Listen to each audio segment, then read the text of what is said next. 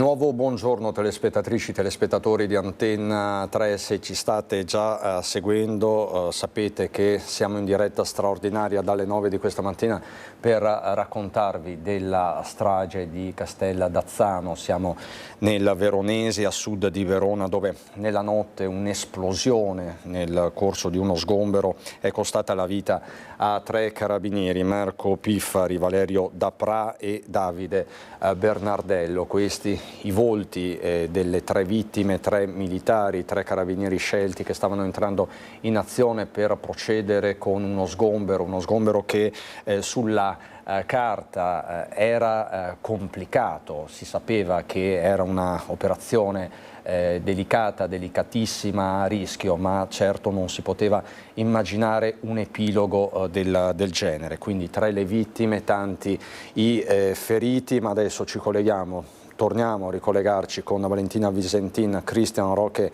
Alende, hanno raggiunto Borgo Trento e siamo in grado di darvi un quadro aggiornato delle condizioni di salute degli altri feriti. Valentina, buongiorno di nuovo.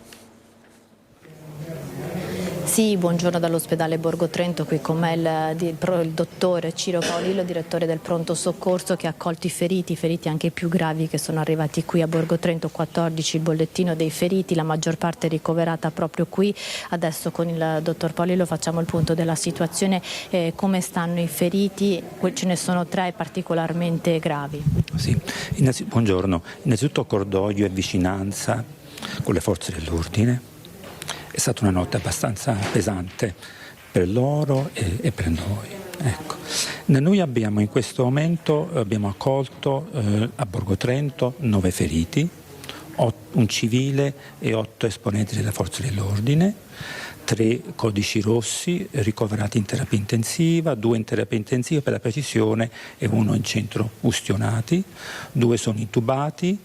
Ecco, anche gli organi interni sono in regola, però sono ustioni importanti, ustioni diffuse, e quindi sono stati ricoverati sia nel centro ustionati che nella nostra terapia intensiva, seguiti sia dai chirurghi, nostri chirurghi plastici, esperti in ustioni maggiori, e anche dai rianimatori. Si tratta anche di ferite da schiacciamento per l'impatto delle macerie della casa. Sì, è stato un trauma molto importante in cui si associa sia l'ustione, alto volume di fiamme, sia anche un impatto anche di energia molto importante, in quanto che la maggior parte sono stati anche iettati a diversi metri di distanza. Dottore, immagino che sia prematuro fare una prognosi che sia al momento riservata, ma possiamo dire se c'è qualcuno in pericolo di vita o se per tutti fortunatamente c'è la possibilità di ripresa? Come diceva lei, la prognosi è riservata, dateci ancora qualche ora, magari poi verremo fuori con un bollettino, aggiorneremo le situazioni, è ancora presto dirlo. C'è anche un altro aspetto, quello psicologico dei tanti colleghi che hanno assistito al ferimento e alla morte di 3 colleghi, quindi ci sarà anche questo tipo di supporto. Sì, sono giovani e molti di loro, ho visto le loro storie, si conoscevano, erano amici, per cui è stato un trauma fisico ed emotivo non banale. Ecco.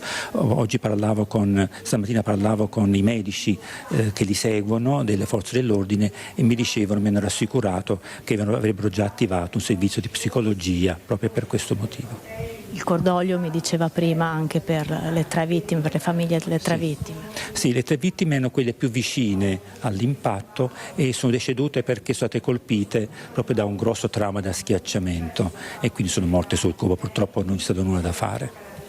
Tra altre cose il SUEM era lì in supporto, quindi sì. I soccorsi sono stati veramente immediati. Sì, da come ho capito era un'operazione già organizzata, l'azienda aveva già organizzato un'automedica, delle ambulanze, ecco, però verosimilmente è successo qualcosa di inaspettato. Grazie mille dottor Paolillo anche per l'impegno che avete profuso per le cure fornite agli uomini delle forze dell'ordine e anche ai vigili del fuoco e ai civili che erano sul posto. Queste le condizioni, l'avete sentito, delle persone ferite, oltre qui all'ospedale Borgo Trento sono state portate anche negli altri ospedali della provincia di Verona, ma qui ci sono i feriti più gravi. Per quanto riguarda invece i 3 militari deceduti, si trovano al momento nella camera mortuaria dell'ospedale di Verona.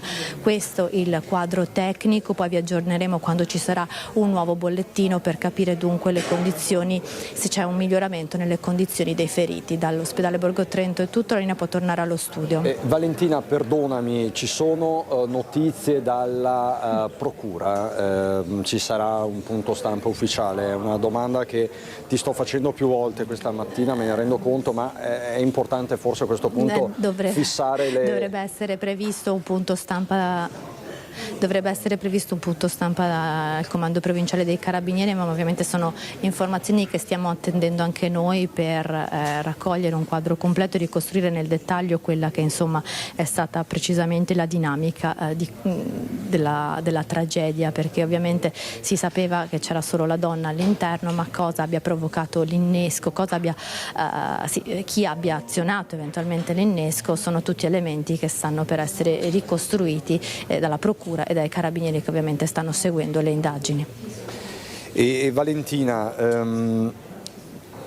ti chiedo, tu hai parlato con i Carabinieri, con le forze dell'ordine sul posto, immagino sia difficile per loro operare in queste condizioni, c'è un coinvolgimento anche emotivo, lo abbiamo sentito anche dalla voce del medico che hai appena intervistato. Insomma, è una giornata molto molto complessa, è stata una notte difficile, ci sono colleghi che hanno tentato di salvare altri colleghi.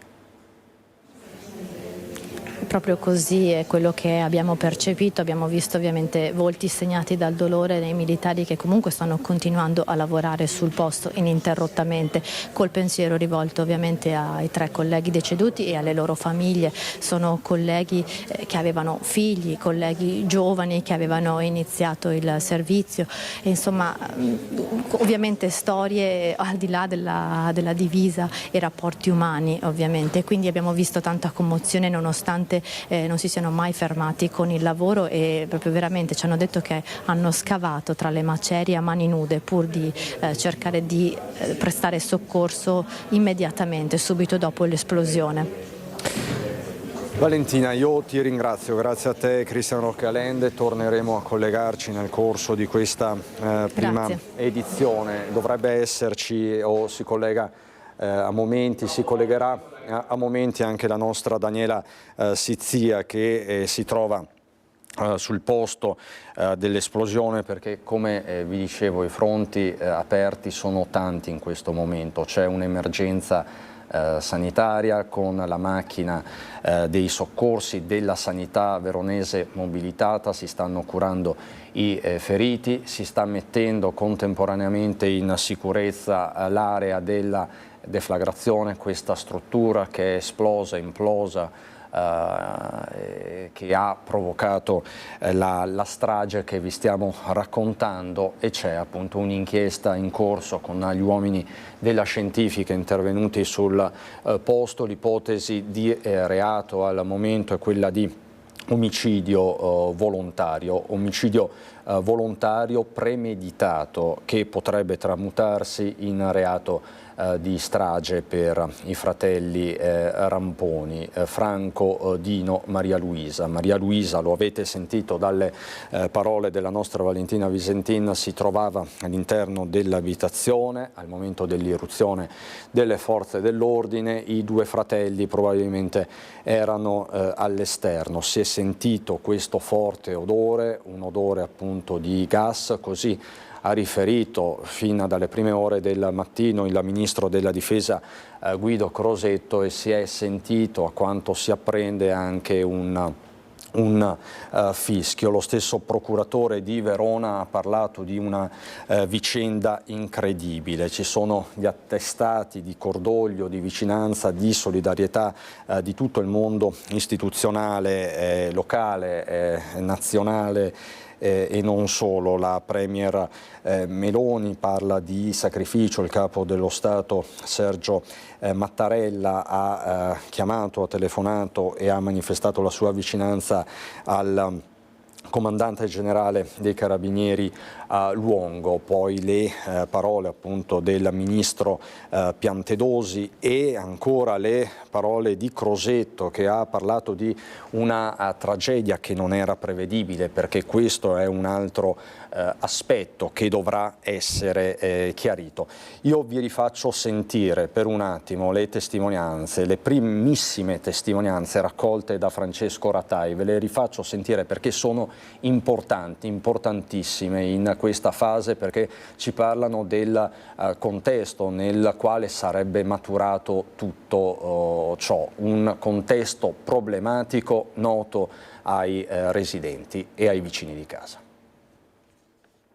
Andavo a scuola con uno. Chi? Con Dino Ramponi. Che persona era?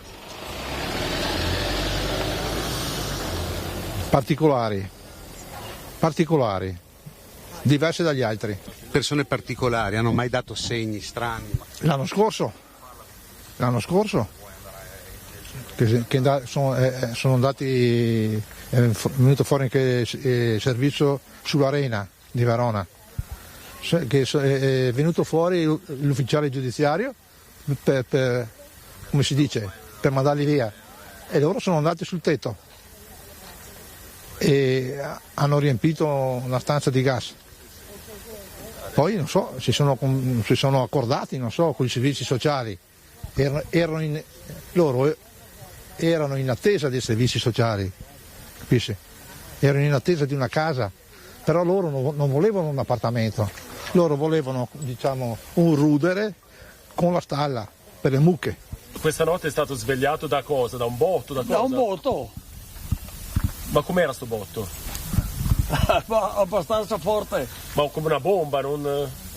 No, perché quel botto lì credevo che fosse temporale, pensati. Non era proprio forte.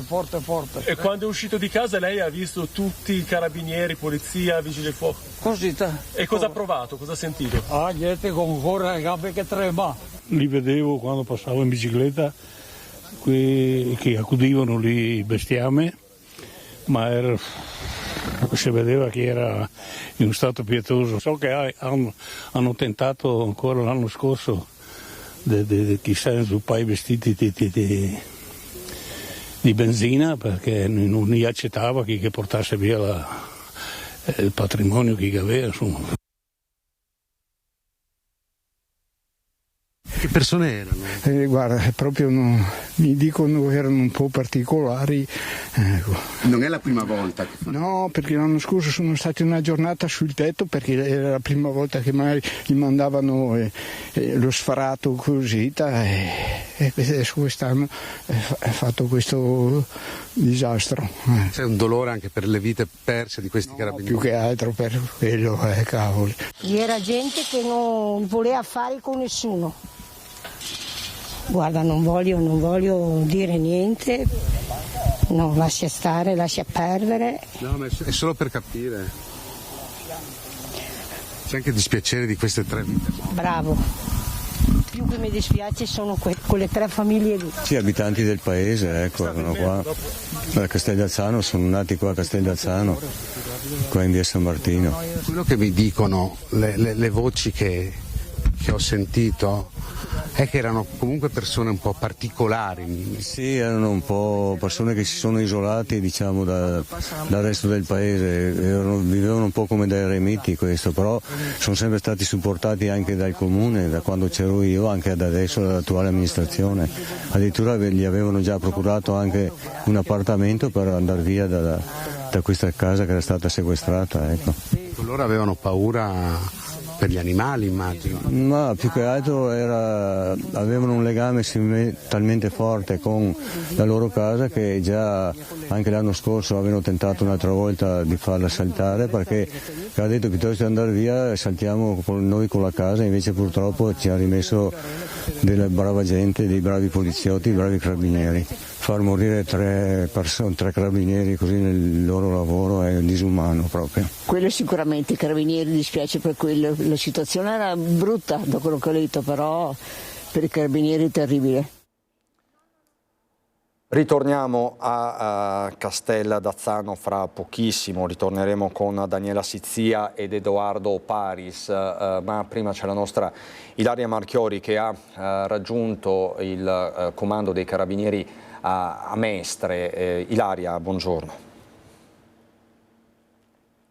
Buongiorno anche a te Cristian, buongiorno ai nostri telespettatori. Ci troviamo proprio all'ingresso del 4° Battaglione Veneto dei Carabinieri in Viale Garibaldi a Mestre, dove era in servizio il luogotenente Marco Piffari, uno dei 3 carabinieri che ha perso la vita nell'esplosione a Castel d'Azzano all'alba insieme agli altri 2 colleghi in servizio a Padova. Piffari, 56 anni, era comandante della squadra operativa di supporto del battaglione mobile di Mestre, SOS squadra operativa speciale. Si era arruolato nel 1987. Naturalmente, come potete immaginare, qui questa mattina il portone è chiuso, ma non solo, anche metaforicamente, perché non arrivano, almeno finora non sono arrivate dichiarazioni dal comandante interno al battaglione, né poi dal comandante anche dei Carabinieri di Venezia, perché ovviamente la situazione è molto delicata ed è stato un duro colpo proprio all'arma dei Carabinieri. A darne notizia questa mattina è stato il ministro della Difesa Guido Crosetto, che ha sottolineato: hanno sacrificato la propria vita compiendo fino all'ultimo il loro dovere al servizio del Paese. A nome mio personale come Ministro della Difesa, come padre cittadino e a nome di ogni donna e uomo della difesa, esprimo il più sincero e commosso cordoglio alle famiglie delle vittime, ai loro cari e a tutta l'Arma dei Carabinieri, promettendo che come sempre la difesa non li lascerà soli né ora né in futuro. Naturalmente tante le dichiarazioni che sono arrivate ovviamente anche dal mondo politico. Mano a mano cercheremo di capire anche se arriveranno delle dichiarazioni da parte del sindaco di Venezia Luigi Brugnaro. Al momento si sta scegliendo, insomma, per ora, visto che comunque è successo da poco ed è una tragedia immensa che va a colpire, lo ripetiamo ancora una volta, l'arma dei Carabinieri, e quindi si sta scegliendo la linea del silenzio, sia da quella che è la parte, diciamo, politica della città, che ovviamente da quella del 4° Battaglione Veneto dei Carabinieri. Cristian, se non ci sono domande, io qui da Mestre restituisco la linea allo studio. Grazie Ilaria Marchiori. Intanto il presidente del Veneto Luca Zaia, che abbiamo avuto al telefono alle 9:30 all'inizio di questa edizione straordinaria, ha decretato, come ci aveva preannunciato, di fatto 3 giorni di lutto regionale per la morte dei 3 carabinieri nell'esplosione di Castel d'Azzano, e un'ulteriore giornata di lutto è prevista nella giornata in cui si svolgeranno i funerali dei militari. Zai ha dato disposizione di esporre bandiera mezz'asta in tutte le sedi istituzionali della regione, negli uffici e nelle scuole. La vedo collegata da Castel d'Azzano la nostra Daniela Sizzia con Edoardo Paris. Cosa succede, Daniela, alle tue spalle? Raccontaci tutto, buongiorno. Buongiorno Cristian, guarda, lascio proprio alle immagini, perché continuano ovviamente tutti i controlli. I vigili del fuoco stanno facendo accertamenti insieme ai carabinieri per mettere in sicurezza questo casolare, ma non solo. Qualche giorno fa, come sapete, avevano visto con dei droni che c'erano delle bombe Molotov sul tetto. Stanno cercando di capire se ci sono o se sono rimaste, se è rimasto qualcosa, se ci sono armi. Stanno ovviamente setacciando quell'ammasso, ormai lo vedete, purtroppo di quello che è rimasto di rudere del casolare, che era un casolare, dicono, abbandonato. Qui abbiamo sentito anche altri cittadini che ci dicono comunque 3 fratelli borderline, si sapeva in zona, persone che avevano creato sempre più di qualche problema e fra l'altro avevano già minacciato più volte: se ci portano via la casa noi la facciamo esplodere. Purtroppo è accaduto proprio questo. Il procuratore capo è venuto venuto qui alle prime luci dell'alba, è venuto qui per vedere quello che era accaduto. L'ipotesi di reato, anzi il reato è omicidio,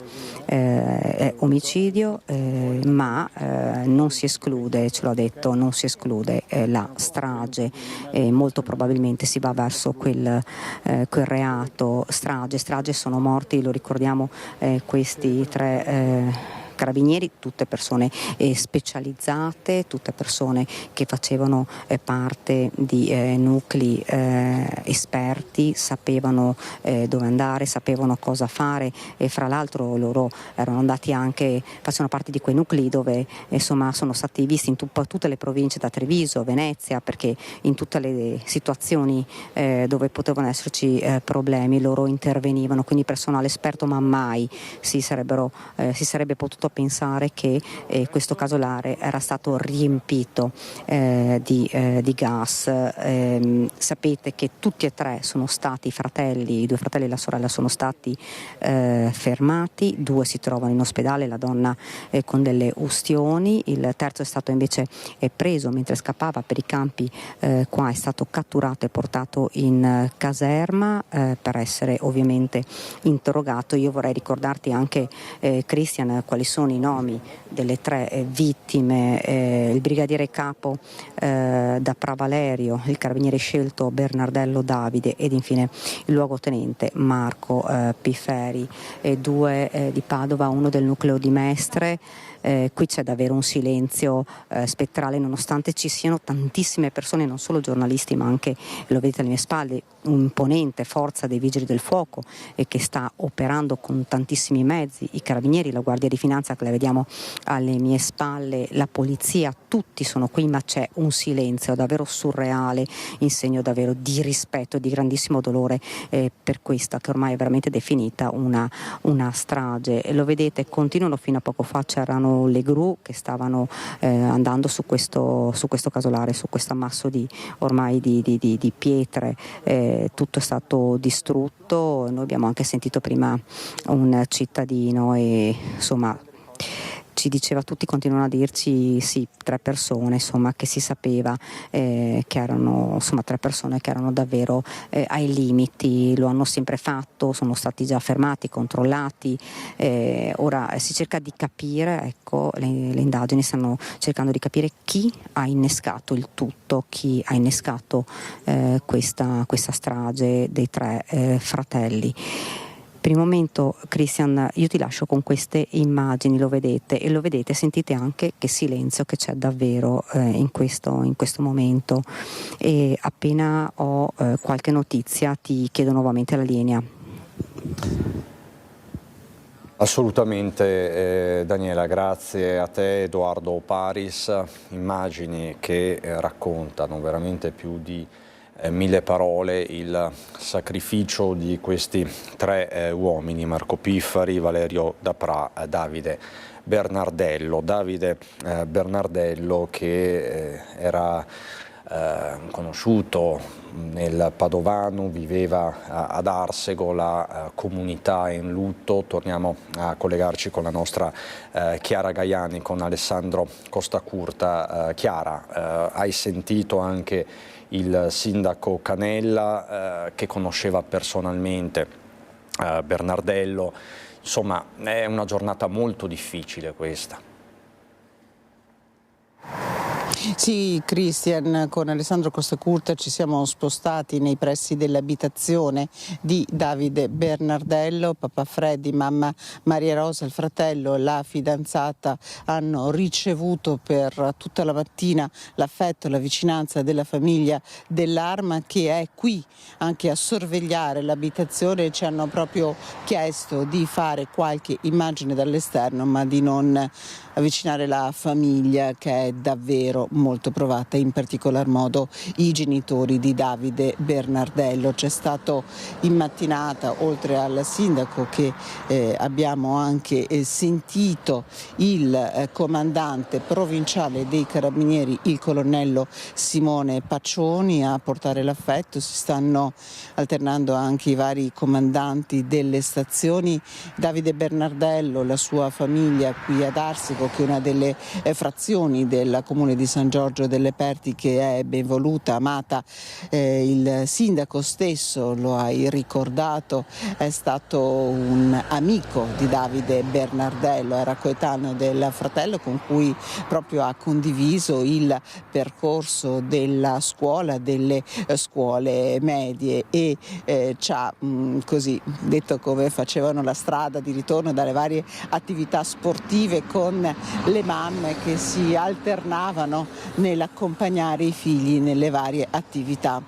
Un uomo, un giovane carabiniere innamorato del dovere, innamorato del suo servizio, che aveva iniziato la sua carriera prima nell'esercito per poi passare ai carabinieri, un carabinieri di alta specializzazione che faceva parte dell'API, l'aliquota di pronto intervento in Veneto, in seno alla compagnia dei carabinieri di Padova. Per questo Davide Bernardello, con i colleghi purtroppo morti, si trovava a Casteldazzano questa mattina.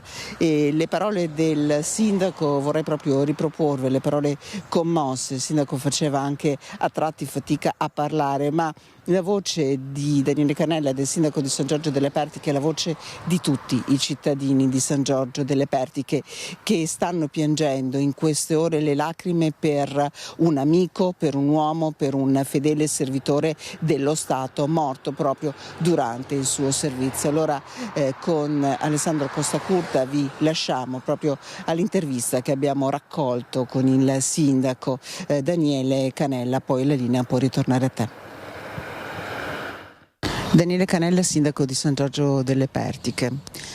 Un brutto giorno per lei, per tutta la sua comunità. Un giorno nero per la comunità di San Giorgio delle Pertiche, in particolar modo per il paese di Arsego, che oggi perde un figlio. Davide è un ragazzo di noi, della nostra generazione, cresciuto in paese, in una famiglia splendida, la famiglia Bernardello, con dei sani valori, con una forte vocazione per il lavoro che faceva per l'Arma dei Carabinieri, per la divisa della Benemerita che vestiva con grande orgoglio. Lei lo conosceva? Assolutamente sì, fin da bambino.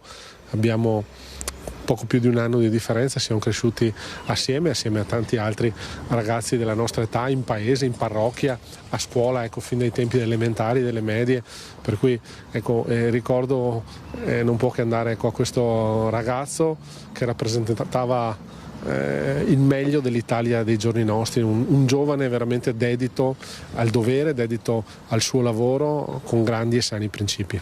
Ecco, una passione che lui ha sviluppato prima l'esercito, poi i carabinieri, una passione per l'Italia, per il servizio verso gli altri.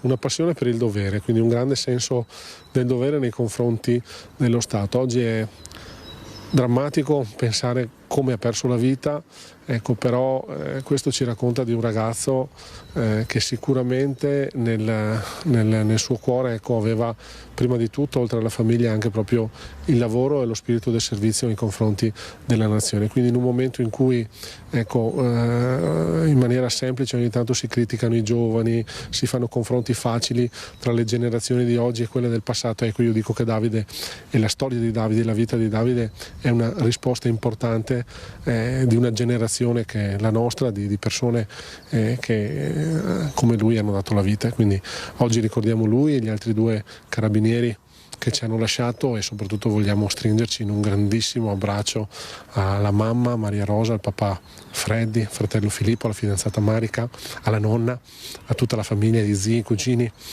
ai tanti amici che Davide aveva, e anche all'Arma dei Carabinieri, alla grande famiglia dell'Arma dei Carabinieri, che oggi perde veramente uno dei suoi uomini migliori. Sindaco, la fiera di Arsego ormai c'è, lo ricorderete, lui era di Arsego, vi siete visti un anno fa alla fiera di Arsego? Davide alla fiera c'era sempre, ogni anno. Stamattina la mamma mi raccontava che aveva già preso le ferie per venire, quindi sarà un grande vuoto quest'anno non poterlo rincontrare in questo momento di festa, di gioia del nostro paese, in questa manifestazione che ci racconta l'identità e l'attaccamento alle nostre radici, al nostro paese, al nostro paesello. Ma sicuramente ci sarà un momento ufficiale che dedicheremo alla sua memoria, perché Davide rappresenta molto per il nostro paese ed è giusto onorarlo sia in forma ufficiale, ma credo che sarà doveroso anche quando i riflettori si saranno spenti non perdere la memoria di chi era questo ragazzo e soprattutto trarre dal suo esempio, dalla sua storia, dalla storia della sua vita un esempio positivo affinché altre vocazioni come la sua possano crescere e sbocciare sui giovani del domani. Queste le parole commosse del sindaco Canella, che conosceva personalmente Davide Bernardello, una delle 3 vittime. Vi ricordo che il presidente della Regione del Veneto, Luca Zaia, ha decretato 3 giorni di lutto regionale per la morte dei 3 carabinieri nell'esplosione di questa notte di Castellazzano. Un'ulteriore giornata di lutto è prevista nella giornata in cui si svolgeranno i funerali. Zaia, lo ricordo, ha dato disposizione di esporre bandiere a mezz'asta in tutte le sedi istituzionali della Regione, negli uffici e nelle scuole. Tra i feriti all'ospedale di Borgo Roma sono state trasportate 8 persone, 1 in codice arancione, mentre 7 codici verdi sono in fase di dimissione. A Borgo Trento, dove ci siamo collegati in apertura di questa prima edizione con Valentina Visentin, sono state portate 9 persone tra carabinieri e vigili del fuoco. Qui sono ricoverati a Borgo Trento i 2 casi più gravi in codice rosso. Tra questi c'è Maria Luisa Ramponi, colei che secondo gli inquirenti ha innescato l'esplosione, che si trova in terapia intensiva. L'altro è un carabiniere nel reparto grandi ustionati. 5 persone in codice arancione sono già state dimesse, 2 sono i codici bianchi in via di trattamento. All'ospedale di Villafranca sono arrivati invece 6 feriti, 1 dei 2 fratelli Ramponi già dimesso, 4 poliziotti tutti in codice verde e alcuni con accertamenti in corso, 1 carabiniere già dimesso. Al pronto soccorso dell'IRCS Sacro Cuore Don Calabria Negrar sono arrivati 4 militari dai 25 ai 42 anni, sono entrati con un codice rosso, 2 arancioni e 1 giallo. Il codice rosso, il più giovane, attualmente è all'ospedale di Villafranca per effettuare il trattamento iperbarico a causa di una fortissima intossicazione. Presenta anche una frattura tibiale, ma non è in pericolo di vita. Un codice arancione è stato dimesso con una prognosi di 15 giorni per ferite superficiali da scoppio. È stato dimesso anche il codice giallo con prognosi di 20 giorni per trauma cervicale da contraccolpo. L'altro codice arancione, sempre per intossicazione, è in osservazione, sarà probabilmente dimesso a breve. Questo quindi l'aggiornamento che in qualche modo conferma quanto detto da Valentina Visentin. Vi ho dato tutti questi dettagli, tutti questi particolari perché è giusto rendersi conto anche dello sforzo della macchina dei soccorsi, uno sforzo che è attualmente in corso e che vede mobilitati tutti gli ospedali del Veronese. Poi ci sono le immagini che ci riportano al teatro del dramma, al teatro di questa implosione. Si procede per omicidio premeditato plurimo. Non si esclude che nel corso della giornata, nelle prossime ore, l'ipotesi di reato possa cambiare, possa essere tramutata in reato di strage, quindi un'ipotesi ancora più grave. Del resto appunto ci sono 3 persone decedute. Vi ho dato conto di tutti gli attestati di cordoglio che sono arrivati dal mondo politico istituzionale, regionale e nazionale, a partire dal cordoglio del Capo dello Stato, la Premier Giorgia Meloni, reduce dal vertice di pace di Sharm el Sheikh, e Luca Zaia, che ha decretato per l'appunto questi 3 giorni di lutto cittadino. Ci fermiamo esattamente un minuto, poi rientriamo con tutti gli aggiornamenti. Ci sono anche degli ospiti che ci stanno raggiungendo qui e fra poco lo microfoniamo, è tutto in diretta, non si preoccupi. il sindaco di Conegliano Fabio Chies. Siamo pronti quindi per partire, una vicenda che chiaramente pone tanti davvero interrogativi. Ritorniamo con Fabio Chies, che adesso microfoniamo, grazie sempre alla regia di Simone Merlo, Francesca Pezzo, Marco Gagliazzo, Francesco Ceronna. A fra pochissimo. La strage di Castel d'Azzano di nuovo in diretta, siamo in diretta dalle 9 di questa mattina per raccontarvi di questo dramma, di questa tragedia costata la vita a 3 militari dell'Arma che stavano intervenendo per uno sgombero programmato, uno sgombero che era stato definito come complesso, complicato. C'era una vera e propria task force attorno a questo casolare di Castel d'Azzano, ma poi l'epilogo, questa esplosione che ha provocato la strage. Ma noi ci ricolleghiamo con Castel d'Azzano, per noi c'è la nostra Daniela Sizzia. Intanto mi hanno raggiunto anche gli ospiti, Fabio Chies per Forza Italia, sindaco di Conegliano, Iuri per il Movimento Resistere. È chiaro che questo tema, che questa vicenda irrompe nella campagna elettorale e pone la questione della sicurezza e della salute mentale anche al centro del dibattito. Daniela Sizzia con Edoardo Paris da Castel d'Azzano. Daniela, a te la linea. Cristian, buongiorno ancora. Io sono con un residente, Marco, che abita proprio a 200 metri da qui e che questa notte ha sentito un boato pazzesco. Marco. Certo, sì, verso intorno alle 3:30, 20 alle 4 della mattina mi sono svegliato di sobbalzo perché ho sentito questo boato, questa botta fortissima e poi questa mattina dal telegiornale ho saputo anch'io cosa era successo. Ecco, fra l'altro, non so Cristian se tu l'hai fatto vedere, sta circolando sui social questo video della sorella che già un anno fa minacciava di far saltare in aria la casa se qualcuno avesse tentato di sfrattarli, e così purtroppo è stato questa notte. E dicevo prima, si cercava di capire chi era stato a innescare. Sembra anche questo, Cristian, che la risposta sia già quasi certa. È stata proprio la donna, la sorella, che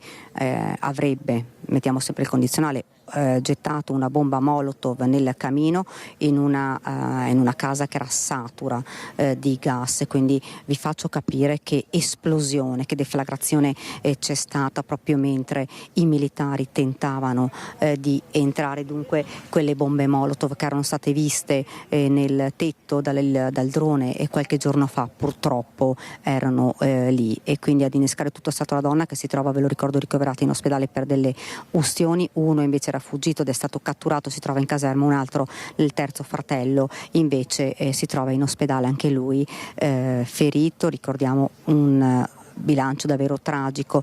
Marco, una cosa che ci ha detto lui è: loro non lasciavano mai la casa, qualcuno rimaneva sempre dentro, giusto Marco? Sì, perché come dicevi tu, già dall'anno scorso avevano provato a farli uscire di casa con questo sfratto, e comunque le autorità erano state minacciate sempre di far esplodere l'appartamento, per cui loro, avendo comunque dei campi, del bestiame, dovevano comunque uscire di casa per accogliere questo bestiame o andare dietro questi campi. E però in casa, da sentito dire dal paese, mai una persona o uno dei due fratelli maschi o la sorella restavano in casa, appunto per la paura che andassero ad aprirgli la casa o ad entrargli in casa, quindi sicuramente erano pronti a tutto già dall'anno scorso. Tu dicevi pronti a tutto, però non ci si aspettava una strage, perché di questo parliamo. Ma una cosa del genere penso che nessuno può aspettarsi una cosa del genere, vero? È sovraumano per una casa comunque di campagna diroccata, che io posso capire l'attaccamento e tutto quanto alla proprietà, però organizzare un assalto vero e proprio, questo qui sembrava proprio che li aspettassero. No, li aspettavano, a dire la verità, però si sono preparati già da un anno ad aspettarli, e quando sono arrivati purtroppo ecco qua cosa è successo. Ecco Marco, non andare via, che ti volevo fare su un'altra domanda. vi ricordo che il reato, neanche ipotesi reato, è omicidio premeditato volontario, ma non si esclude che adesso l'accusa passi a strage, perché questa è stata con 3 persone, 3 divise, purtroppo sotto un lenzuolo, e non si può davvero nemmeno commentare questa cosa. In paese che cosa dicono? Perché questa mattina ovviamente la notizia è girata immediatamente appena hanno visto l'elicottero, appena hanno visto arrivare le forze imponenti che vedete anche alle mie spalle. Ma guarda, in paese sono increduli, perché comunque ti ripeto, qui nei nostri paesi raramente senti un accaduto del genere, per cui tutte le persone che anch'io di questa mattina ho incontrato, ho parlato, erano veramente incredule che arrivassero tanto di creare una situazione del genere. Cioè, ti ripeto, surreale. Non è Erano però persone insomma un po' borderline, difficili Erano difficili per parlare, cioè avere rapporti con loro era difficilissimo. Specialmente, sicuramente sarà perché comunque, ti ripeto, avendo questi sfratti, questi problemi, cercavano di avere meno, come si può dire, meno contatti con altre persone, per non far sapere cosa appunto stavano organizzando di fare.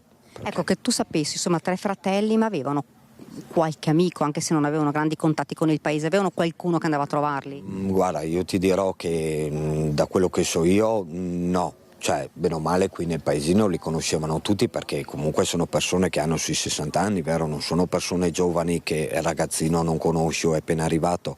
Ti ripeto, i campi qui intorno sono tutti loro, per cui il paese li conosceva, però che io sappia grossi rapporti con altre persone non ne avevano, ecco, erano specialmente sempre loro 3.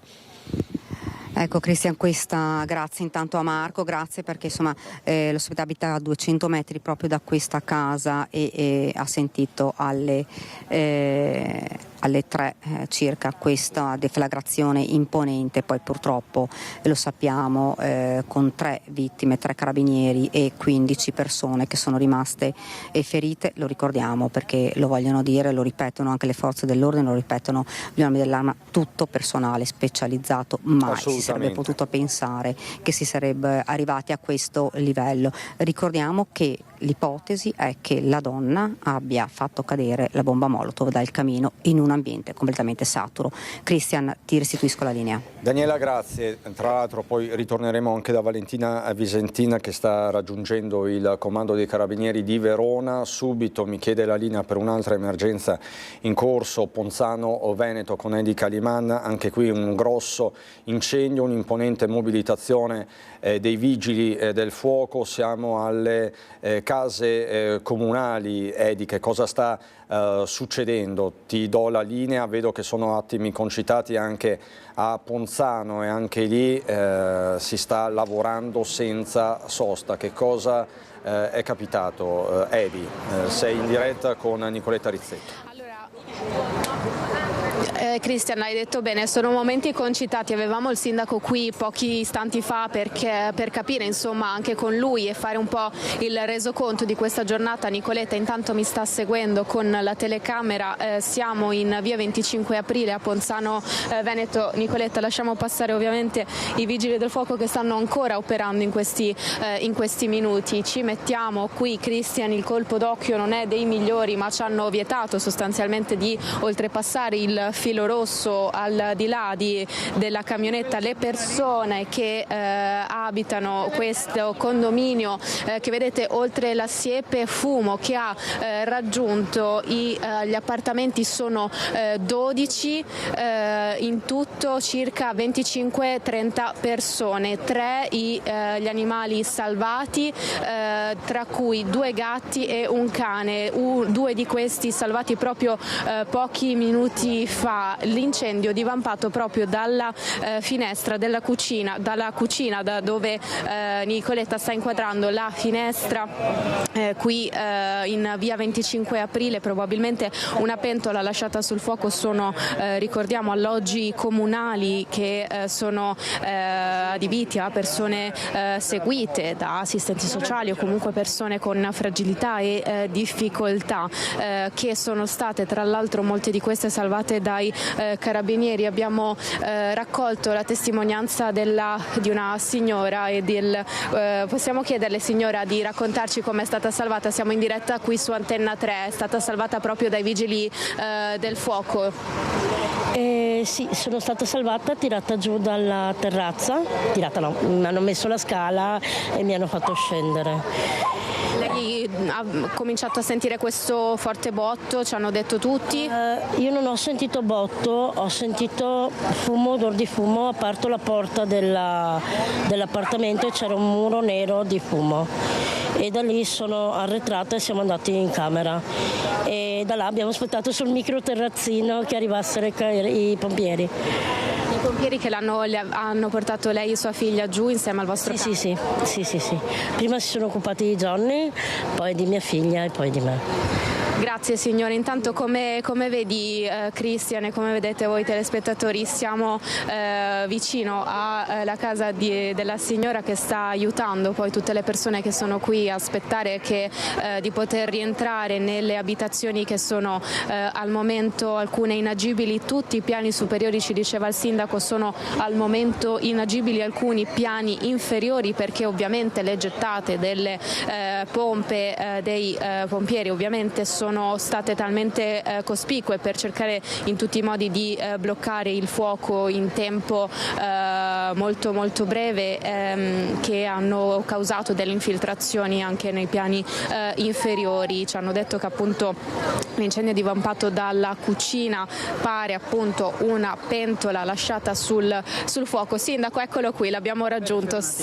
Allora ci chiedono, il sindaco in questi minuti sta aiutando anche i vigili del fuoco a portare in salvo gli animali e sta cercando anche di organizzare insieme a Polizia Locale, Carabinieri, Vigili del Fuoco che sono qui i lavori di salvataggio. Il sindaco, come vedi Christian, sta vivendo anche lui dei momenti concitatissimi. Lasciamolo lavorare. Sì, va bene Christian. Eccolo qua, è qui Christian. Vuoi due battute col sindaco? Sindaco, insomma, sì, è successo tutto intorno alle 11:20. Sì, alle 11:20 dal municipio si vedeva una colonna di fumo, poi mi hanno avvisato i servizi sociali perché nel frattempo avevano avvisato che stavano andando a fuoco gli alloggi del comune. Abbiamo 12 appartamenti, una quarantina di persone ospitate, tra persone fragili, ospiti, anziani. Fortunatamente ringrazio i vigili del fuoco, sono arrivati in forze, in tempo e con le scale hanno portato fuori le persone al primo piano, perché tenendo anche le porte aperte è stata una manovra sbagliata, ma in quei casi, in quei frangenti non si può neanche criticare le persone prese dal panico. Il fumo ha invaso in maniera importante tutti gli alloggi, non si vedeva nemmeno le persone sulle terrazze e sono state portate giù, quindi tutte le persone sono state tratte in salvo e ultimamente, come avete visto, anche i cani e i gatti sono stati soccorsi.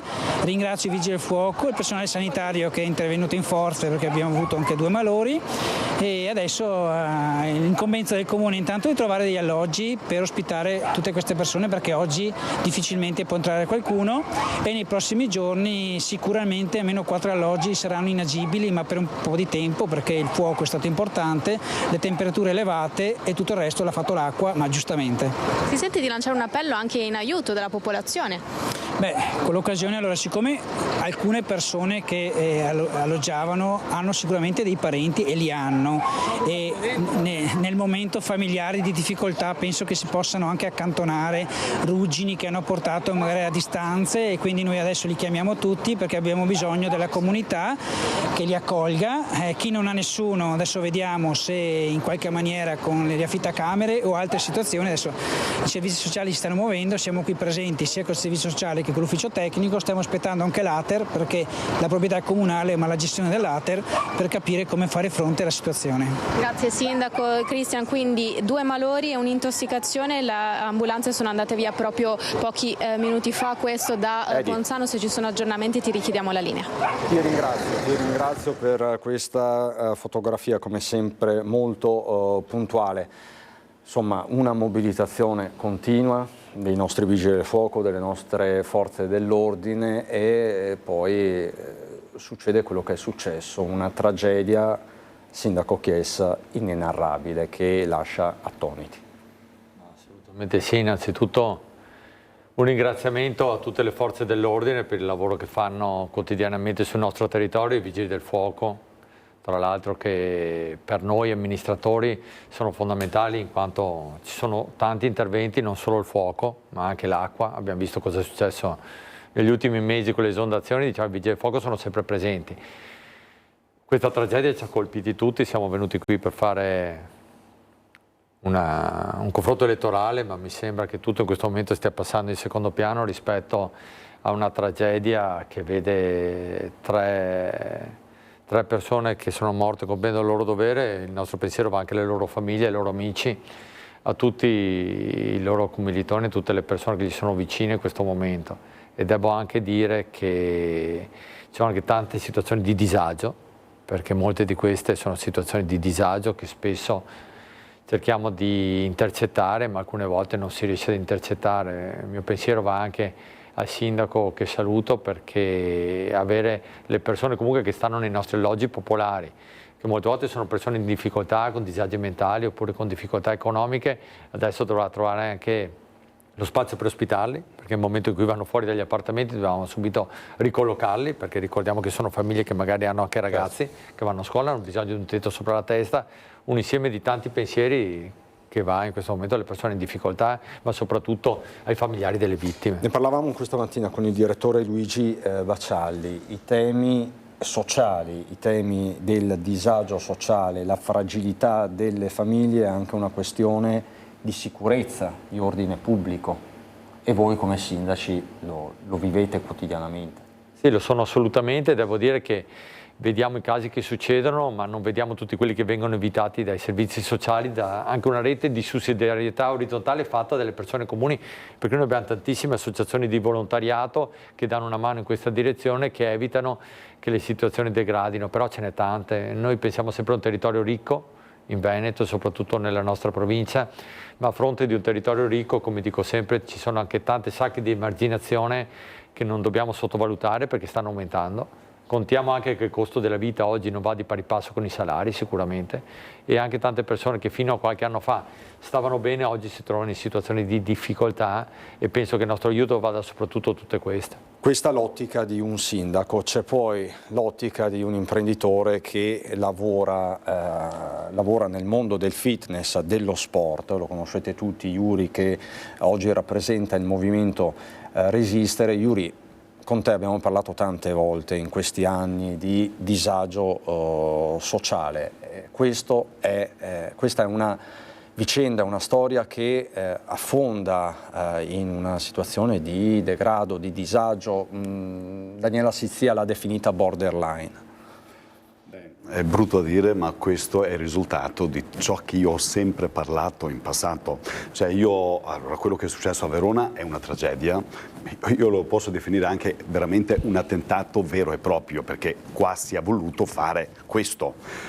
Poi vuol dire, per arrivare a fare un attentato, vuol dire che a livello psicologico la gente è distrutta. È qui che io dico lo Stato doveva intervenire prima. Non si può arrivare a questo, non si può arrivare in situazioni dove muoiono persone, dove fanno il proprio lavoro, tra l'altro, che secondo me, lancio un appello allo Stato, che le forze dell'ordine, secondo me, sono sottopagate. Loro rischiano la vita tutti i santi giorni in varie situazioni, perché in questo caso, con quello che è successo, con le manifestazioni, e allo stadio, e con i ladri, sono in continuo rischio con la vita e sono sottopagati e non sono tutelati. E questa è la prima cosa che bisogna fare come Stato, perché chi ci tutela va tutelato e gli viene data la possibilità di poter tutelarci, perché altrimenti dopo succede quello che succede. Poi sinceramente a livello psicologico questo è un problema, ma anche quello della pentola, la gente non c'è più. La gente non c'è più di testa, ci sono problemi veri e propri che noi purtroppo li lasciamo in secondo piano, e quando succede e lì ci accorgiamo e parliamo, ma parliamo oggi, domani, e poi ripartiamo con i nostri discorsi politici. La politica deve fare quello che dovrebbe fare un politico, che è l'interesse del popolo. La politica non deve aggrapparsi ai propri problemi, ai seggi o ai consiglieri, o piuttosto che deve fare o prevenire a questi episodi qua, che è una vergogna. Perché poi bisogna anche vedere, Cristian, perché a 60 anni sinceramente venire sfrattato fa male, perché bisogna mettersi, che non giustifica questo atto, ma bisogna mettersi anche nei panni di questi signori, che bisogna vedere perché sono arrivati allo sfratto, perché magari c'entra anche lo Stato, e se c'entra lo Stato capisci che la colpa non è solo della gente. Quindi ci sarebbero tanti altri sfratti che devono fare e non devono colpire i deboli, perché o facciamo tutto e con tutti o no. Allora io vi mostro il video del Corriere.tv che sta girando. È un video che è stato realizzato l'anno scorso. Mettiamo alcuni punti fermi. Nell'ottobre del 2024 c'è stata una prima iniziativa di sgombero. In quel caso i 3 fratelli avevano minacciato di farsi saltare in aria, quindi ci sono dei precedenti specifici. Nel novembre del 2024 gli stessi fratelli, in particolare Maria Luisa, la sorella che adesso si trova all'ospedale di Borgo Trento in terapia intensiva, era salita sul tetto dell'abitazione che vedete implosa, che appunto è implosa su se stessa nella notte. Vi mostro questo video del Corriere.tv che a questo punto diventa un'importante testimonianza.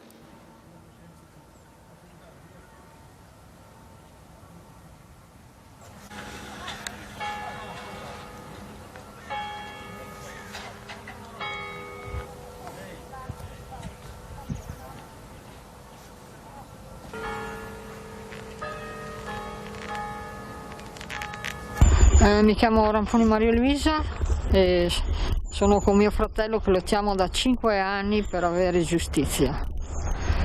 Mio fratello ha avuto un pignoramento ingiusto, gli hanno portato via tutta l'azienda agricola, terreni e adesso la casa, come vedete.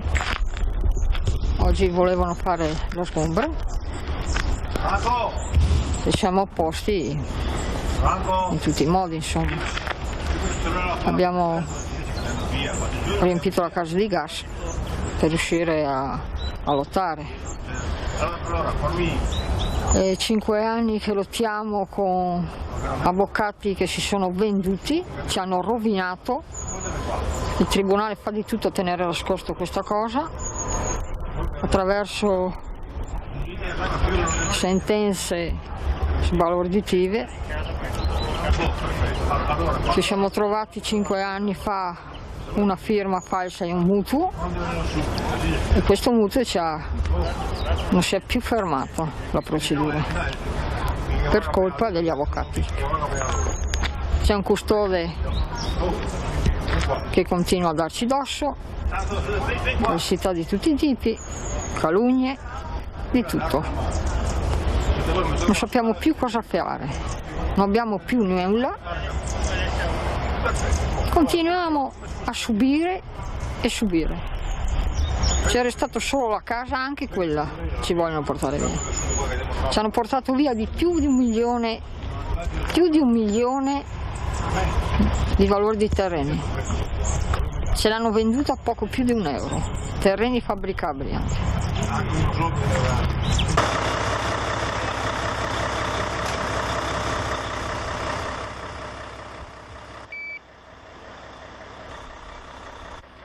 Allora, teniamo pure queste immagini del Corriere TV, Simone, teniamole pure in doppia finestra, perché diventano a questo punto un documento importante anche ai fini di quella che sarà l'indagine, l'inchiesta. Questa signora Maria Luisa Ramponi è appunto una dei 3 fratelli, una sorella, 2 fratelli. La signora in particolare si trova ora in terapia intensiva a Borgo Trento e così spiegava la sua azione eclatante di protesta un anno fa, novembre del 2024, di fronte al pignoramento della sua abitazione. Anche questo è un tassello che si aggiunge. Chies.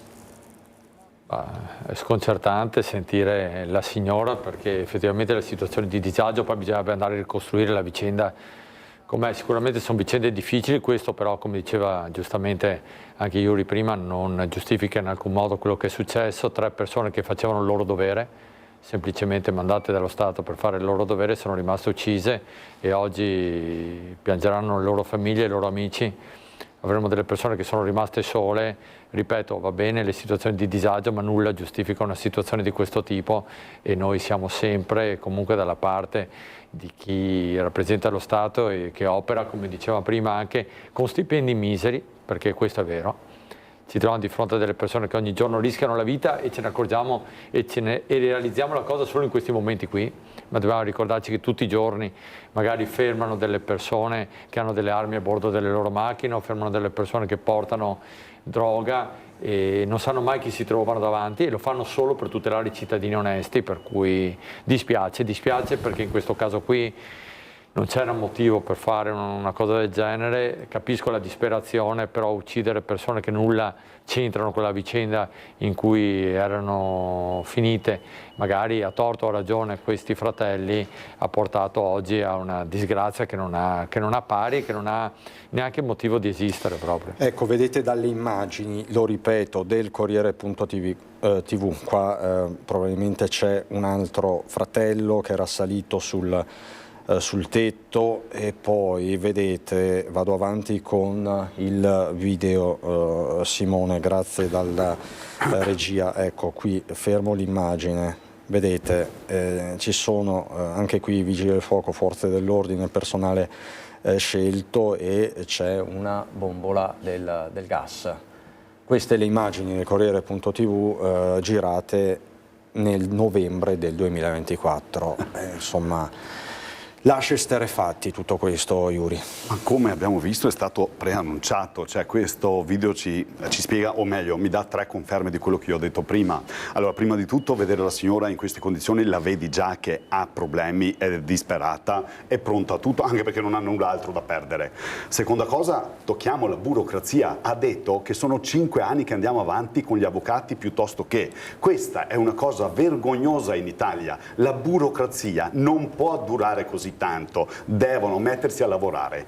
La terza cosa, l'ingiustizia, perché giustamente, dopo bisogna approfondire e capire se veramente tutto ciò è vero, ma se è vero quello che dice, se sono state firme false, se sono stati gli avvocati comprati, che ci sta benissimo in un paese come Italia, perché bisogna dire le cose come stanno, non bisogna nascondersi più, ma bisogna dire la verità. Se c'è questa ingiustizia, Cristian, non può essere sempre il povero a pagare e soprattutto lo Stato a fare ciò che vuole con i deboli. Cioè, io ribadisco, lo fanno solamente con questa gente qui, perché se vediamo quanti campi sono da sgomberare, piuttosto quante case altre, dove comunque c'è chi si inferma e si mette davanti e non lo possono fare, allora dico, ma perché dobbiamo andare a farlo con questa gente qui? Ecco, però non si giustifica certo. No, ho già detto prima, io ho già detto prima, non giustifica nulla questo atto, ma questi episodi purtroppo sulle vite delle persone bisogna che ci fanno riflettere e agire. Dobbiamo agire, non si può più parlare e promettere, ma bisogna fare. Di sicuro questo video che vi abbiamo mostrato del Corriere.tv, insomma, sarà messo agli atti probabilmente di quello che diventerà un'inchiesta articolata. Sì, sicuramente una testimonianza importante, una testimonianza che riaprirà un caso e andrà a vedere effettivamente le motivazioni, ma al di là di quello penso che ci siano molte situazioni di questo tipo, di cui magari poi ne sono vittime proprio le persone normali come i carabinieri che sono andati solamente ad eseguire un ordine, non hanno fatto quello che gli è stato ordinato come è normale nel loro ruolo, ma dispiace che di fronte a questo hanno trovato proprio la disperazione, come si diceva prima, queste persone non avevano nulla da perdere, però devono pensare anche in queste situazioni qua che chi va ad eseguire lo sgombero sono persone normali che lavorano per mantenere le loro famiglie, che hanno un senso dello Stato e che in un certo senso vorrebbero tutelare anche loro, però fanno quello che gli viene ordinato, per cui non devono prendersela con queste persone qua, piuttosto il sistema, come si diceva, è un sistema complesso, perché poi entri nei meccanismi giudiziari, i tempi sono lunghi, non hai mai risposte certe. E anche vorrei tornare anche sull'altro caso, quello delle case popolari, però per dire che anche in questo le situazioni sono difficili. Noi abbiamo seguito uno sgombero la settimana scorsa di persone che avevano occupato abusivamente lo stabile e noi riteniamo che comunque ci siano delle liste d'attesa e le persone debbano occuparli regolarmente. A Conegliano dove? A Conegliano in via Vitale c'erano queste case qua e abbiamo fatto uno sgombero forzato solo perché è giusto che le persone che sono in lista d'attesa siano quelle che hanno diritto alla casa, non si può entrare dalla finestra a occupare una casa, però capisco che anche chi lo fa è in difficoltà, perché non è che uno lo fa se ha un'altra situazione. Lo Stato in questo caso qui deve pensare di più a fornire alle amministrazioni locali delle risorse per costruire case popolari, perché oggi ne avremo sempre più bisogno. Ricordiamo che, come ho detto prima, il costo della vita non va di pari passo con i salari.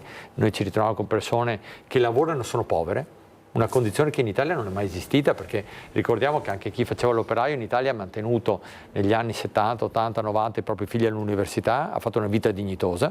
Oggi invece abbiamo persone che lavorano e non sono in grado di assicurare una vita dignitosa ai propri figli. Avverte questo tema da sindaco della seconda città della Marca trevigiana e da rappresentante anche di una forza che sta al governo. Beh, guardi, io ogni mercoledì ricevo liberamente le persone e dico sempre ai nostri imprenditori che dobbiamo guardare con un occhio di rispetto a chi è in difficoltà, perché oggi non sono solamente persone che non hanno voglia di lavorare come qualcuno ci vuole far credere, ma sono anche persone che hanno un lavoro e che vanno in difficoltà perché chi non ha una rete familiare importante in questo momento qua vive in maniera ai margini della vita dignitosa. Anche due giovani che vengono e iniziano a lavorare in Italia, se non hanno i genitori che gli danno una mano, è inutile che diciamo che mettano su famiglia, non riescono neanche a pagare l'affitto, perché la realtà è che deve avere 2 macchine, deve pagare l'affitto e a fronte di locali sempre pieni, perché la verità è questa, abbiamo tante persone che non vanno neppure a mangiare una pizza una volta al mese.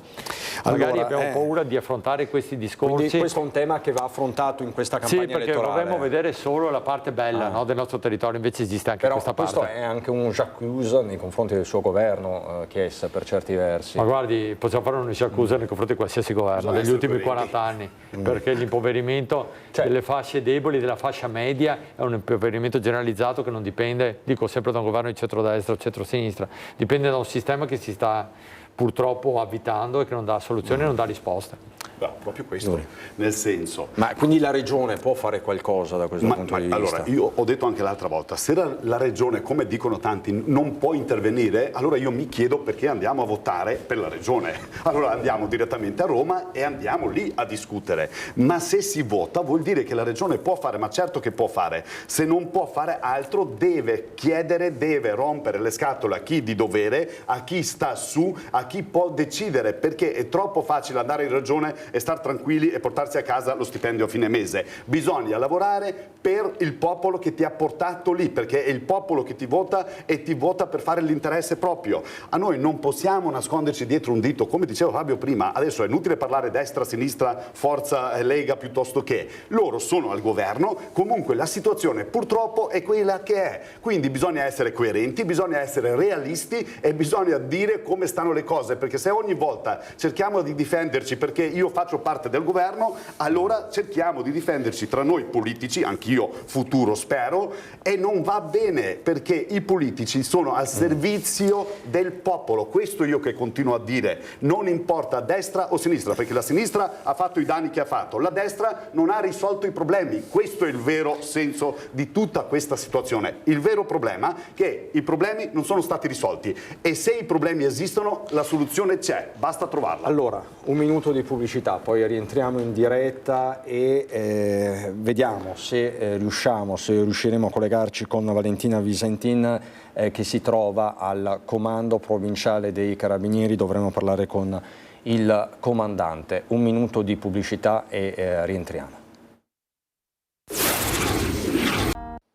Di nuovo in diretta, sono rimasti con me Fabio Chiesa, sindaco di Conegliano Forza Italia, Iuri per il movimento Resistere, doveva essere un dibattito elettorale appunto per entrare nel clima delle elezioni regionali, ma c'è poco da entrare nel clima delle elezioni regionali di fronte al dramma, alla tragedia che si è consumata nella notte a Castellazzano. Noi siamo in grado di collegarci con Valentina Visentina nuovamente, che con Cristian Roque Allende ha raggiunto la caserma dei Carabinieri di Verona. Valentina.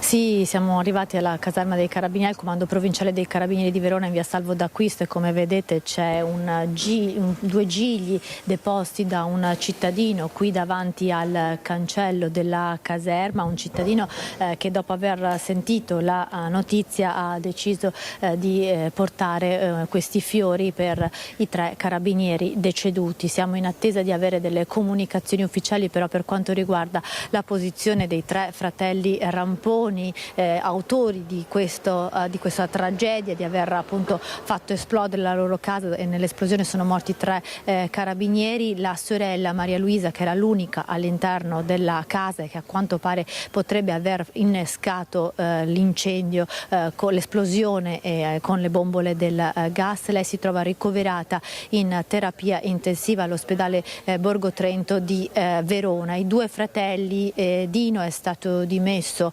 da poco dopo essere stato curato per escoriazioni e bruciature. Il terzo fratello, Franco Ramponi, quello che in un primo momento aveva tentato la fuga, sembra sia in caserma, ascoltato dai carabinieri che stanno appunto ricostruendo i ruoli avuti dai 3 fratelli in questa esplosione. Come avevamo detto già questa mattina, la procura indaga per omicidio volontario premeditato con un'eventuale ipotesi di strage, perché all'interno sono state trovate 5 bombole del gas e delle Molotov che erano già state viste dai carabinieri a settembre in un primo tentativo di accesso all'abitazione. Proprio per questo la procura aveva ordinato una perquisizione per questa mattina per cercare le armi che erano già state viste dai carabinieri a settembre. Una storia travagliata, quella dei 3 fratelli, che in più occasioni avevano annunciato di voler far saltare in aria la casa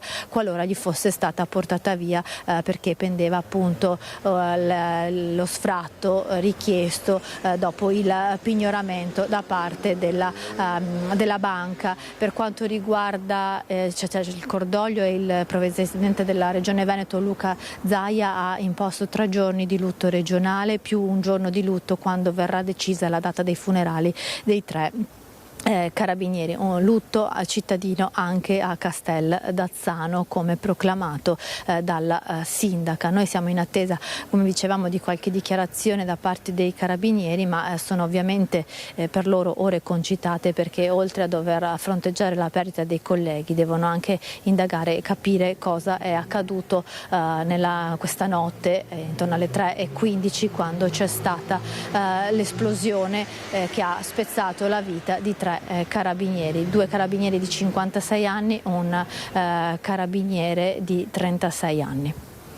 Valentina, grazie davvero per tutto il tuo lavoro. Chiaramente torneremo ad aggiornarci con te e tutti i colleghi nel corso delle edizioni serali dei nostri telegiornali. Grazie Valentina Visentina con Cristian Roque Allende dal comando provinciale dei Carabinieri di Verona. Vedremo quindi se nelle prossime ore, nei prossimi minuti ci saranno delle dichiarazioni ufficiali per mettere un punto a questa vicenda che apre un mare magnum di interrogativi. Tornando ai temi della sicurezza più in generale, Fabio Chies, concretamente cosa può fare la Regione sui temi della sicurezza? Cioè può incidere, perché prima Iuri diceva inutile andare a votare per le regionali se poi la Regione non può incidere sulla vita quotidiana dei cittadini, e allora si spiegherebbe anche la disaffezione al voto che si è registrata in Calabria, in Toscana è stata eclatante, quindi può incidere la Regione se lo vuole. Ma io penso che tutti possiamo incidere.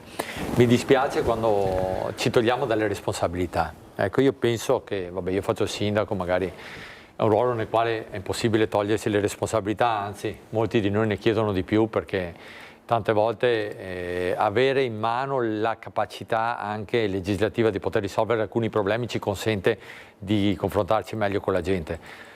Penso che il rimpallo di responsabilità sia una delle motivazioni per cui oggi la gente è disaffezionata alla politica. Noi dovremmo chiederci cosa stiamo sbagliando noi e cosa non stiamo facendo noi, che potremmo invece fare. Penso che la Regione sia fondamentale in tutto questo, sia fondamentale intanto nella vicinanza ai cittadini, anche perché noi corriamo un'elezione nella quale votiamo con le preferenze, che dovrebbe essere anche l'unico modo in cui si vota. Invece i parlamentari a Roma vengono votati in un altro modo, per cui alla fine devono rispondere più al referente del partito che non alla gente. Mentre noi che veniamo votati con le preferenze, sindaci, consiglieri regionali, siamo costretti a confrontarci. Per quanto riguarda la sicurezza possiamo fare tanto. Innanzitutto possiamo creare una situazione nella quale le forze dell'ordine collaborino tra di loro, lo stanno già facendo ma devono avere i mezzi per farlo. Dobbiamo fare in modo di potenziare anche le risorse che vengono date alle forze dell'ordine e gli organici. Noi abbiamo insistito tanto, noi abbiamo la fortuna di avere il commissariato di polizia a Conegliano, che è l'unica città che ha commissariato oltre a Treviso, e sappiamo bene cosa vuol dire un sottorganico, perché vuol dire non poter lavorare bene, non poter fare i turni in maniera adeguata, mettere sotto pressione coloro che vi lavorano, perché dobbiamo lavorare in questo senso e la Regione può, da un lato, incidere personalmente, ma dall'altro che fare tanta pressione. Io penso che una regione come il Veneto non può mai tirarsi indietro, perché è una regione leader a livello nazionale e se non imponiamo la forza anche politica di una regione come il Veneto nella richiesta delle risorse, sbagliamo perché facciamo quello che ho detto prima, cioè rimpalliamo le responsabilità, cosa che noi non dobbiamo mai fare, noi dobbiamo prendercele le responsabilità, andare fino in fondo, metterci la faccia con i cittadini quando facciamo bene e anche quando facciamo male, perché uno dei problemi è che quando non risolviamo un problema dobbiamo dire che non l'abbiamo risolto. Se invece ogni volta rimpalliamo e diciamo sempre che siamo bravi, questa cosa non va bene. E magari risulta anche fastidioso all'esterno, no? Risulta assolutamente fastidioso. Realisti, Yuri. Perché quando non si è realisti la gente capisce e percepisce questo. Allora io, a differenza di Fabio, come ha detto giustamente, la Regione può fare, io dico la Regione deve fare, non può fare, deve fare di più, perché quello che sta facendo è nulla, altrimenti non si spiegano questi episodi, ma questi episodi è solo l'inizio, perché arriveranno tanti altri episodi se noi continuiamo in questa maniera. Perché c'è un degrado, un disagio sociale, economico, la gente non arriva a fine mese, la gente è sotto pressione, non c'è un sistema che funziona, non funziona nulla. Cioè, tu per fare una carta perdi una giornata, non è accettabile che uno perda una giornata lavorativa per fare una carta, questo non va bene. Quindi la Regione deve fare di più. Dopodiché, come diceva Fabio, tra l'altro loro hanno un commissariato a Conegliano, che però la delinquenza sappiamo benissimo quanto è frequente anche a Conegliano, anche a Vittoria, ma in tutte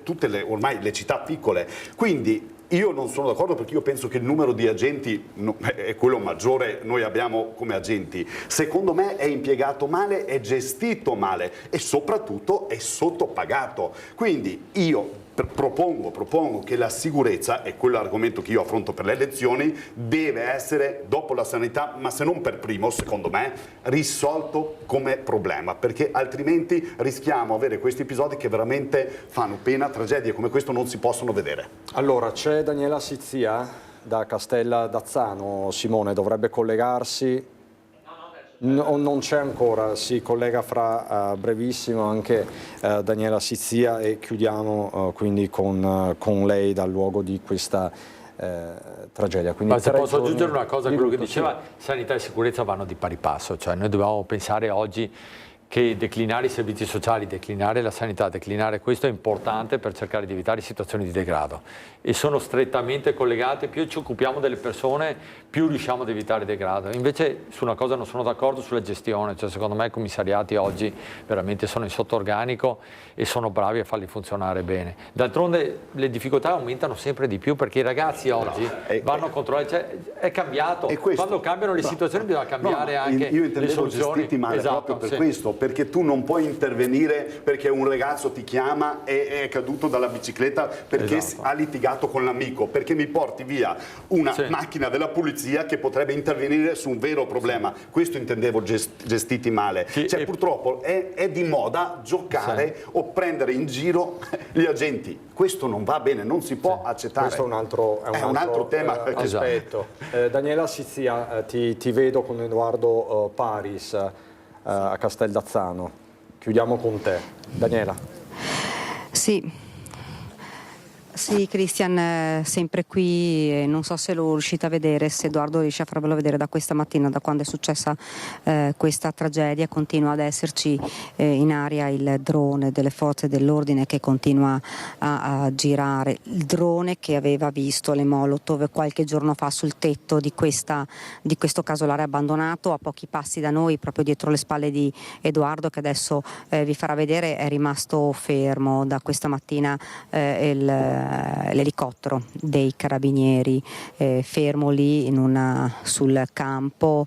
Qui ci sono ovviamente tutti i carabinieri, le forze dell'ordine. Il dato aggiornato dei feriti ora è di 17, di cui 13 sono carabinieri, poi ci sono 2 poliziotti, 2 uomini della polizia, un vigile del fuoco e poi i due fratelli, la sorella e il fratello, che sono stati ricoverati, lei con ustioni. Ricordiamo che è stata lei a innescare il tutto, è stata lei a innescare la deflagrazione. Il procuratore probabilmente fra qualche ora rilascerà ancora qualche dichiarazione. Come vi ho detto, omicidio premeditato volontario, ma potrebbe aprirsi la strada della strage, anzi è quasi sicuro quello della strage. Vi lascio alle immagini, se con Edoardo riusciamo a spostarci di qualche metro. Ecco le immagini, ancora lo vedete imponente, le forze che sono qua tra vigili del fuoco, carabinieri e polizia, la polizia locale anche, e la questura e il SUEM 118, tutti qui. Vedete che ci sono anche a lavoro la scientifica, sono a lavoro gli uomini che stanno facendo ancora accertamenti. Sembra che in questo casolare abbandonato, distrutto perché ci sono solo macerie, e siano state trovate anche ancora delle Molotov intatte. Questa per il momento è la situazione. Buongiorno, questa è la situazione. In questo momento qua rimangono i carabinieri, davvero è tutto da qui da Casteldazzano. Christian, io ti cedo la linea. Grazie Daniela Sizzia con Edoardo Paris.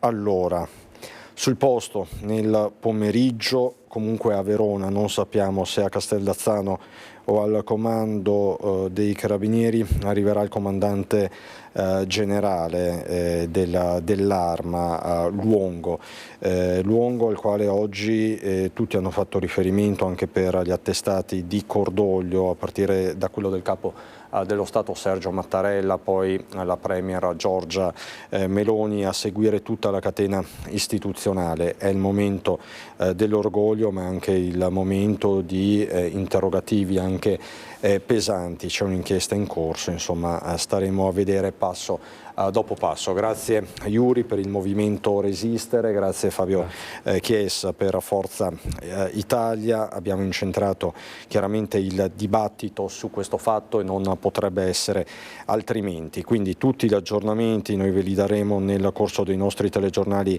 serali, sempre pronti a rientrare in diretta se il caso, se il fatto, se i fatti ce lo richiedessero. Noi siamo in diretta da questa mattina dalle 9:15 e vi stiamo raccontando appunto la tragedia di Casteldazzano. 3 giorni di lutto regionale proclamati dal Presidente della Regione del Veneto Luca Zaia. Un giorno di lutto sarà indetto anche in occasione dei funerali delle 3 vittime che ricordo, insomma va ricordato il loro nome: Marco Piffari, Davide Bernardello e Valerio Dapra. Lavoravano tra i comandi di Venezia e Padova ed erano dei carabinieri specializzati. Meloni dice: sacrificio di chi serve lo Stato, piantedosi, bilancio terribile, sconcerto e dolore da parte del capo dello Stato Sergio Mattarella. Valerio Dapra, Davide Bernardello, Marco Piffari. Ci lasciamo con questa immagine, rientriamo in diretta alle 18:30 con l'edizione regionale dei nostri telegiornali, alle 19 Venezia, 19:30 Treviso con Belluno. Grazie davvero alla regia di Simone Merlo, Marco Gagliazzo e ancora Francesca Pezzo, Francesco Ceron che ha coordinato il tutto in redazione, Francesca Vozza, Nicola Zanetti, tutti i colleghi e gli operatori sul posto. Rientriamo in diretta quindi alle 18:30, appunto, a meno che non ci siano nuove comunicazioni da darvi. Grazie davvero per l'attenzione, buon proseguimento.